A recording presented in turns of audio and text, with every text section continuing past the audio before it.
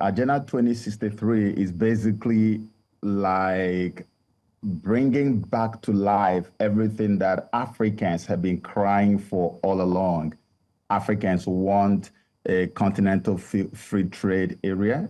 They want a situation where we have a single currency that is backed with gold. They want to be able to freely interact with their fellow African. They want freedom from colonialism. They want imperialism to die a natural death on the continent of Africa. There are too many limitations we have as Africans. And the dream of every African, especially in this generation, is to see all those bottlenecks, all those bureaucratic bottlenecks that are actually imposed on us, by higher powers to be completely removed, all those red tapes to be taken out of the way so that Africans can live and thrive on their own land without having to go to embassies and queue upon lines trying to get visas to travel abroad. In Nigeria, they call it japa. We don't need to be jackbarring all up and down the whole place just because we want to go to a place where we can get greener pastures.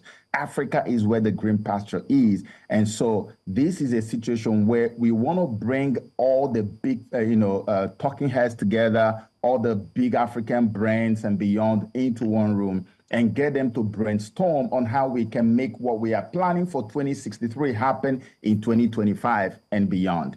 That's basically what this is all about. And as we go on, I'm going to just read you some of the agenda of what the Agenda 2063 is all about. I have them written down here, and I think that people need to know that as well. All right, let's shoot then.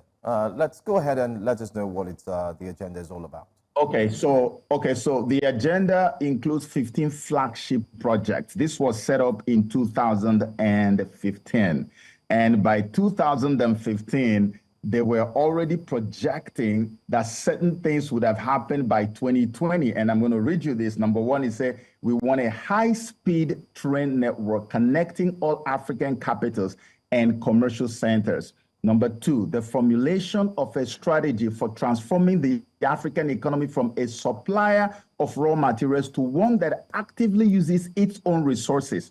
Because what we do in Africa is we basically do raw material supply into Europe. We just grow raw materials and we supply them. Number three, it says the establishment of the African Continental Free Trade Area, which I just talked about, the introduction of the African Union passport, and removal of all visa requirements for its holders within Africa. Tell me, why would Africans be traveling to African countries and they will still be having to go look for visas?